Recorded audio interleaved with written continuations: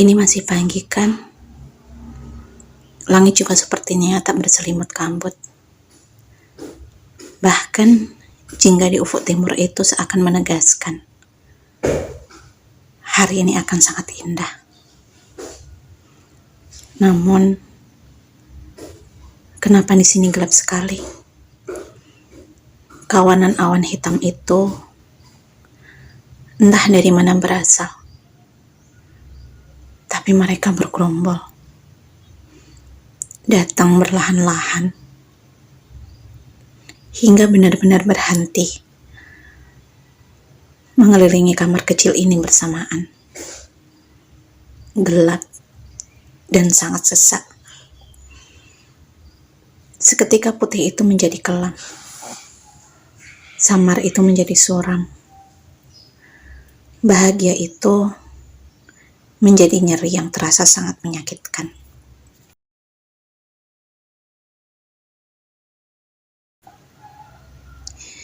Di depan raga yang terbujur kaku itu, semua termangu.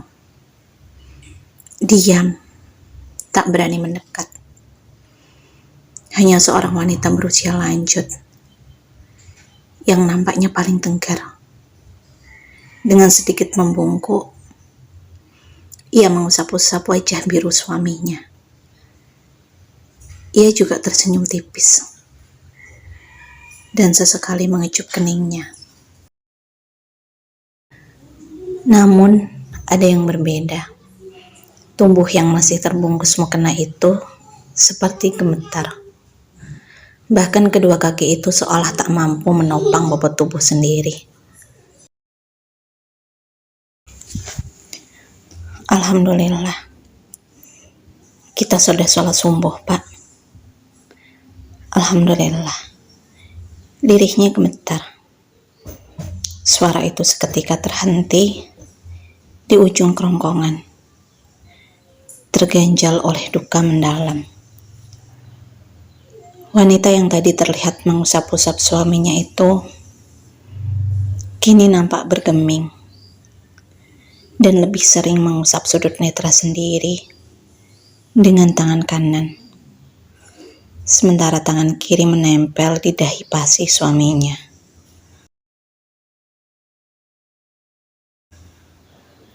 Firasat itu sudah dirasa 3 hari belakangan ini, dan semakin terasa sejak kemarin.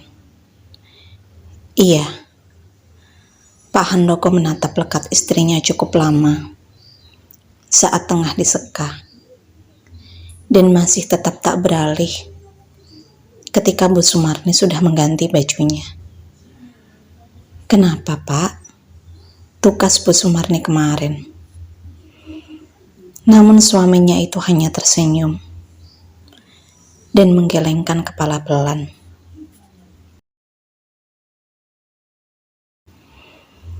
Bu Sumarni pun hanya menggeleng dan tersenyum tipis. Entah mengapa, kemarin semua terasa menyenangkan.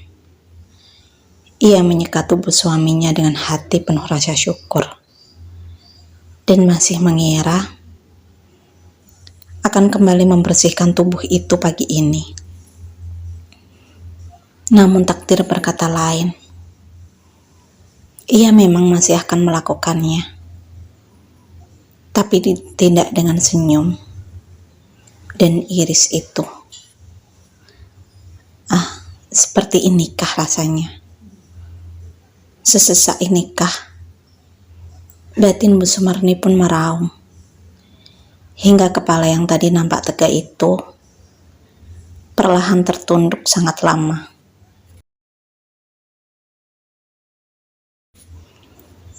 Ia mulai terisak, sangat pelan, karena tangis yang masih mencoba ditahan. Tapi, nyeri itu teramat menyakitkan, hingga bahu itu bergetar, selaras dengan isak yang tak lagi mampu ditahan. Bu Sumarni menangis, bahkan suaranya seperti raungan pelan, meratapi sang suami yang setelah ini tak akan lagi ia temui, yang benar-benar akan pergi dan tak pernah kembali, yang bahkan setelah hari ini akan terbujur di dalam tanah seorang diri. Bapak sudah sehat. Tadi malam dokter bilang begitu kan? Bahkan hari ini sudah boleh pulang. Tapi kenapa Bapak diam saja dari tadi? Teriak Naila. Wanita yang sejak tadi membeku di sudut ruang itu mulai histeris dan menepuk dadanya cukup keras. Nai, seorang lelaki muda terlihat merengkuh tubuh yang tersandar di dinding dan hampir roboh.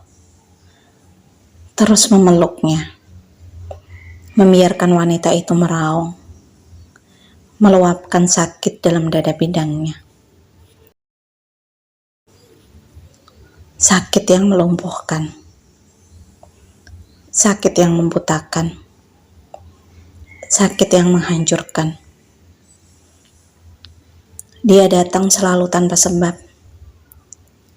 Dia datang secara tiba-tiba. Entah kapan. Tapi yang pasti, tentu dia akan datang. Dan mungkin sekarang telah tiba giliran Pak Handoko. Seorang suami dan bapak yang sangat baik bagi kedua anaknya. Lelaki yang sebenarnya beberapa hari ini beraura lebih cerah, meski seringkali seperti melamun diam-diam. Cukup mengejutkan memang. Tapi inilah kematian. Siapa yang bisa mengelak atau meminta untuk datang? Sedetik saja lebih lambat. Ambi, ini tak benar. Tolong bangunin aku. Bangunin aku. Raung Naila dalam dekapan calon suaminya. Sesekali ia terlihat menepuk pipinya sendiri. Semakin keras dan sering. Istighfar Nai. Lirih lelaki itu mengeratkan lengan. Namun Naila benar-benar sudah tak mampu mengendalikan diri sendiri. Ia terus meraung, berteriak memanggil bapak. Memang sesakit itu, hingga Bu Sumarni hanya tertunduk lemah di depan jasad sang suami. Wanita itu kini bersimpuh dan seperti lumpuh.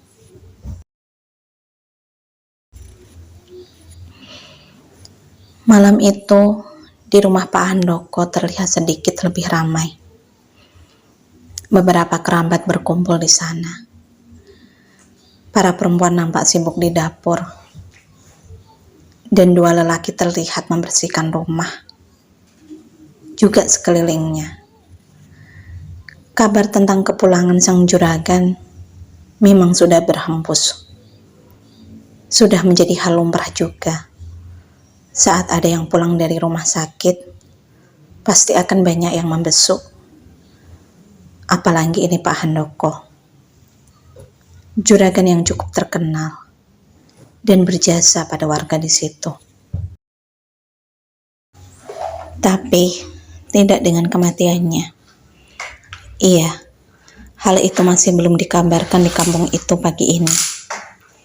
Bahkan di saat rumahnya sudah lebih ramai lagi. Semua menyangka juragannya akan pulang, sehat, dan mereka sangat mensyukurinya. Sampai saat mentari terasa hangat dan sedikit menyengat, ponsel Cinta berdering cukup lama. Karena istri Bagas itu ternyata juga tengah sibuk menyiapkan kepulangan ayah mertuanya. Hingga Ia mendengar terikan ponsel yang memekak rungu itu. Istri Bagas segera berlari, berbicara sebentar, dan air matanya luruh seketika. Allah sudah memanggil Bapak, ucap suaminya dari seberang. Sinta berkeming, angin pun membeku hening. Hingga lutut itu terasa lemas. Ia tertunduk, air matanya tumpah, dan mulut tertutup rapat. Hingga seorang wanita tua menyadarinya. Ia menghampiri Sinta. Dan seketika, kabar itu menyeruak, membelah langit cerah. Assalamualaikum warahmatullahi wabarakatuh. Inna lillahi wa inna ilaihi raji'un. Inna lillahi wa inna ilaihi raji'un. Inna lillahi wa inna ilaihi raji'un. Telah berpulang ke hadirat Allah Subhanahu wa taala. Panjenenganipun Bapak Handoko, suami dari Ibu Sumarni pagi ini. Pengumuman itu menggema sebanyak 2 kali. Semua terhenyak. Ada yang lari keluar rumah, ada pula yang memilih diam dan menajamkan rungu. Sama-sama ingin memastikan pendengaran sendiri. Pak Handoko? Tanya itu bergelombang di antara beberapa imbu yang tengah berhenti dengan mengenakan caping kuno. Di antara para lelaki yang siap berangkat dengan cangkul di pundak. Di antara beberapa ibu muda yang juga tengah mencuci pakaian di kamar mandi bersama. Serasa mimpi. Beberapa hari lalu, keluarga itu berangkat untuk hari wisuda anaknya. Dan sekarang pulang, hanya raga, nama, dan tanpa nyawa. Ya Allah, sedekat itukah kematian? Pun begitu dengan seorang lelaki berkaos putih itu. Ia termangu cukup lama saat tengah mengelap motor bebeknya di teras rumah. Bapak meninggal.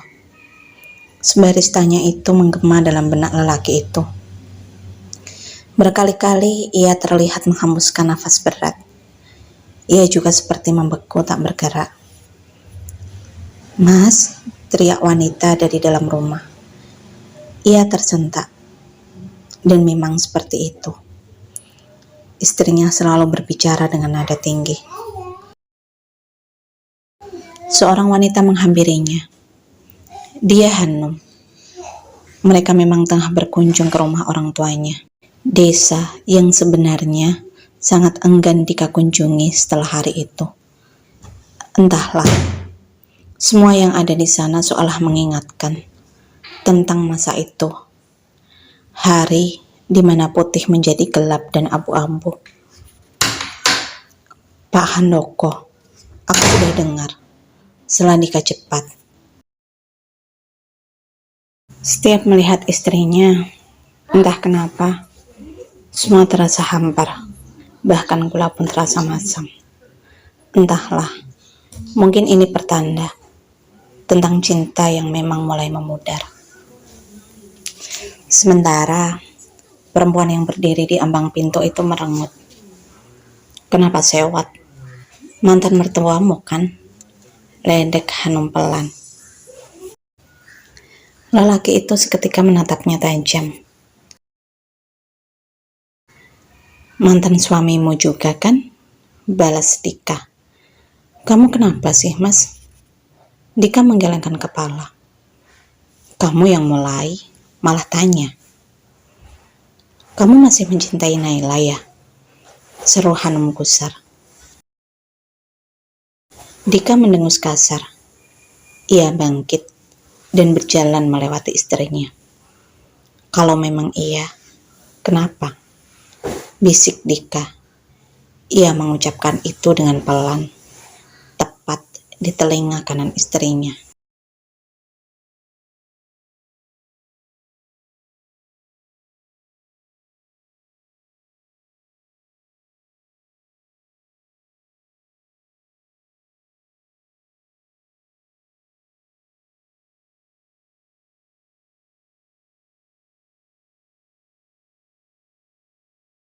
Ini pemakaman.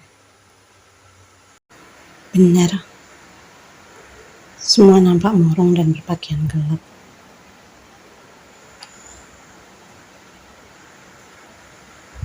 Pun begitu dengan diriku.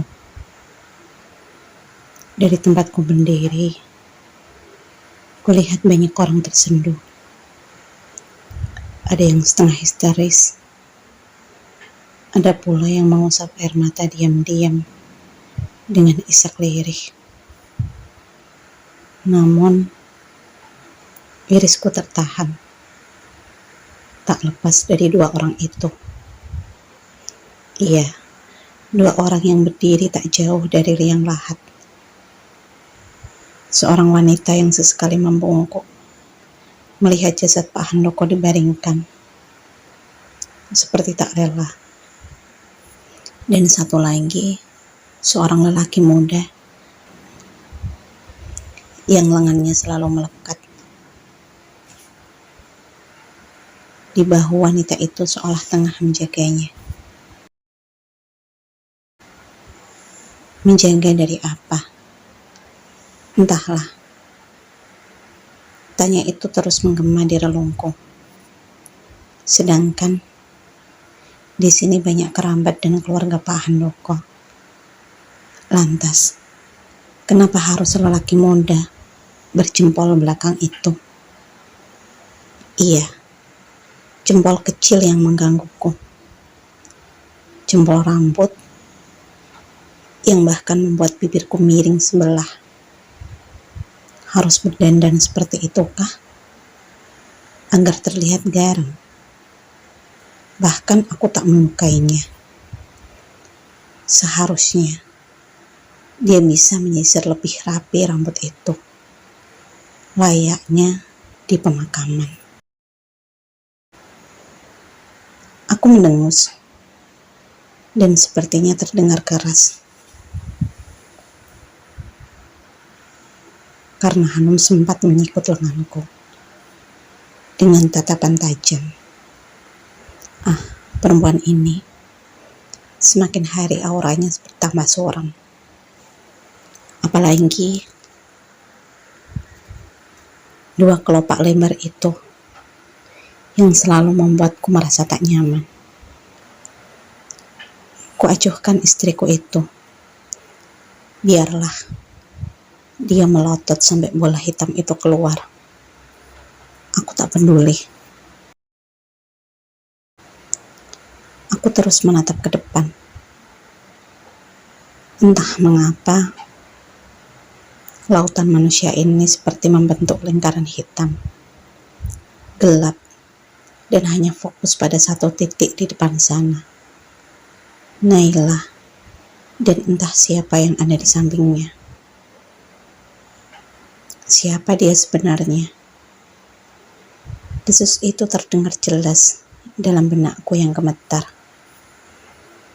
Dan di tanah pemakaman ini, dadaku bernafas nyeri. Naila yang sesekali bersandar di bahu lelaki itu. Dan lengan yang tak lepas darinya. Seolah sengaja ingin menunjukkan kemesraan mereka. Apa karena ada aku? Naila sengaja ingin membuatku cemburu.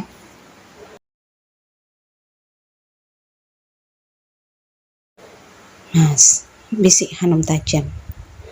Matanya mendelik. Dan aku tahu, ini bukan pertanda baik. Aku membalas tatapannya. Tentu dengan mata yang sama bulatnya.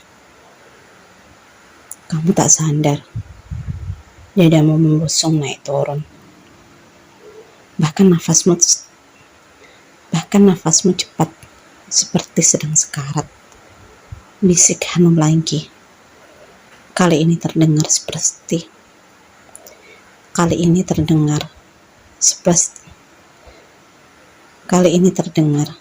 seperti desisan kencang. Karena wanita itu mengucapkannya sangat dekat dengan lubang telingaku.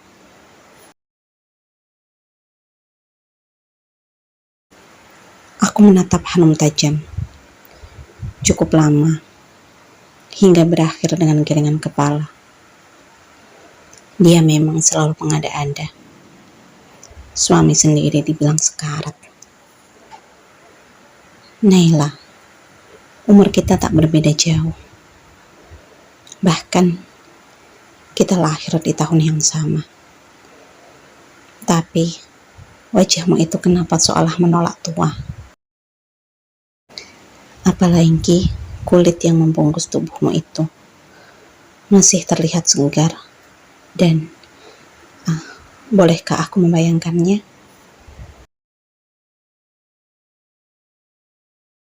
Emang boleh ya sesempurna itu? Emang bisa di usia ini masih secantik itu? Kenapa sepertinya kamu sangat egois sih?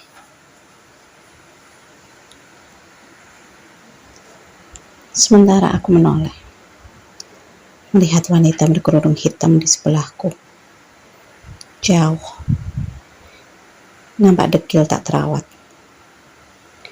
Badannya juga melebar, bulat, mirip buntaran lembar dalam kondangan. Bukankah kalian juga seumuran? Mengapa sejauh ini? Entahlah. Bolehkah jika ku katakan aku masih menginginkanmu, Naila? Aku ingin kita rujuk.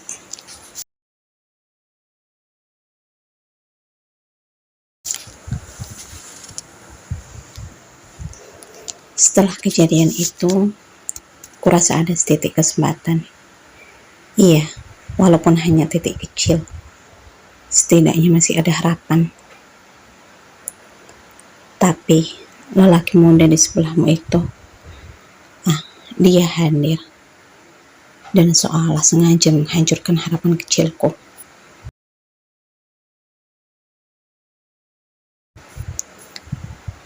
Mas, ikut tahlilan di rumah Pak Handoko, seru istriku. Aku mendengus kasar. Aku yang sedang mengoreksi tugas siswa di kamar, sementara dia berada di dapur, menyiapkan makan malam.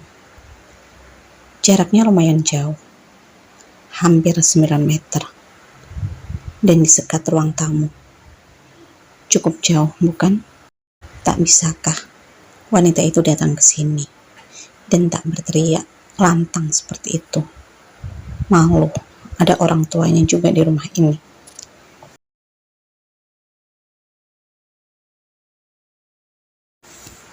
Astagfirullah, lirihku, dan hanya mampu mengelus dada. Andai saja dia bisa setitik saja seperti mantan istriku dulu. Tak perlu banyak, hanya sedikit. Mas, serunya lagi, dan lebih keras dari sebelumnya. Tanpa menyahut, ku tinggalkan beberapa lembar kertas HVS yang belum selesai itu. Menghampiri dia. Iya, dia yang hampir saja berteriak memanggil namaku lagi.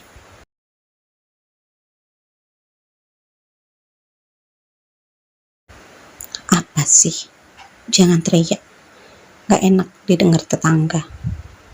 Sahutku sekaligus menegur pelan. Ikut tahlilan di rumah Pak Handoko, tugasnya acuh, seolah tak merasa bersalah. Aku, kan bapak sudah berangkat? Tanyaku heran, karena setauku, mertuaku telah berangkat sejak habis maghrib tadi. Kamu gak malu mau di rumah saja? Meski bukan warga sini, tapi hampir setiap hari kita tinggal di sini. sahut Hanum sewot. Bukan begitu, tapi kan malu kalau harus berangkat. Malu sama siapa? Lebih malu kalau kamu tidak ikut, Mas. Kita ini hidup di kampung. Ingat, di kampung. Setelah Hanum cepat. Dan aku sangat membencinya. Aku mendengus kasar. Atau jangan-jangan kamu gak mampu lihat mantan istrimu itu bersama lelaki lain. Imbuhnya cepat. Bahkan di saat nafas ini belum habis kuhembuskan. Apa maksudmu sih? Di pemakaman tadi, aku bisa merasakan darahmu mendidih. Aku bisa merasakan wajahmu yang terbakar cemburu. Aku tahu, Mas. Aku melihatnya, tanda Hanum. Dan aku sedikit terkejut. Dari mana dia tahu? Sementara sejak tadi, aku diam dan tidak mengatakan apapun. Apa sih? Iya, aku berangkat. Setelah aku cepat. Tak butuh waktu lama, aku segera melesat, meninggalkan rumah setelah mengenakan sarung dan kopiah hitam. Sungguh, kurasa tak sanggup. Sedetik saja aku berhadapan lebih lama dengan wanita berkelopak selembar Hanum. Dia memang istriku. Raga kami juga saling memiliki. Tapi tidak dengan hati ini. Dengan langkah ragu, aku berjalan pelan. Sungguh, rasa enggan ini benar-benar menjadikan kaki ini terasa sangat berat untuk digerakkan. Mestika, seru seseorang. Aku menoleh, dan ternyata Pak Mustafa, lelaki paruh baya itu setengah berlari, seolah sengaja mengejarku. "Njih, Pak." Bareng, ucapnya singkat. Dan kami pun berjalan beriringan. Tak sampai 5 menit, karena memang kami hanya perlu melewati 3 rumah. Dari jauh, kulihat di sana sangat ramai. Banyak yang datang, bahkan beberapa terlihat asing. Mungkin dari tetangga kampung sebelah. Semasa hidup, Pak Handoko memang sosok yang baik dan dermawan. Dan lautan manusia di pemakaman hingga detik ini seolah menjadi bukti nyatanya. Sebelum masuk, aku sempat bersalaman pada beberapa lelaki di halaman. Ada Bagas dan juga kenapa lelaki muda itu masih ada di sini? Dari tempatku berdiri, aku terus menatapnya. Lelaki itu bersikap seolah sebagai tuan rumah, menyambut tamu dan tersenyum sangat ramah. Bahkan beberapa kali seperti berbincang so akrab. Tak tahu malu, runtukku. Dan tiba-tiba mata itu menatapku. Iris kami bertemu. Aku mendelik. Namun lelaki itu tersenyum tipis. Apa dia tengah mengejekku? Aku pun menghela nafas berlahan, menahan sebentar, dan menghembuskannya dengan sedikit kasar. Aku lelaki. Dia juga lelaki. Dia mendelik. Aku pun akan melebarkan nitra. Dia berani menantang. Aku juga berani membusungkan dada. "Mas," aku terhenyak. Tak sadar, dia sudah berdiri dan menyodorkan tangan. Aku menerimanya. Kami bersalaman dengan genggaman yang sengaja kueratkan. Dia seperti meringis. Ternyata hanya sebatas itu nyalinya. "Silakan masuk," ucap lelaki itu santun. Seketika aku mendelik. "Kak." "Abi," panggil Mas Bagas. Iya, mantan kakak iparku itu berjalan menghampiri kami. Dia menoleh, pun begitu dengan diriku. Nela mencarimu, selama Bagas.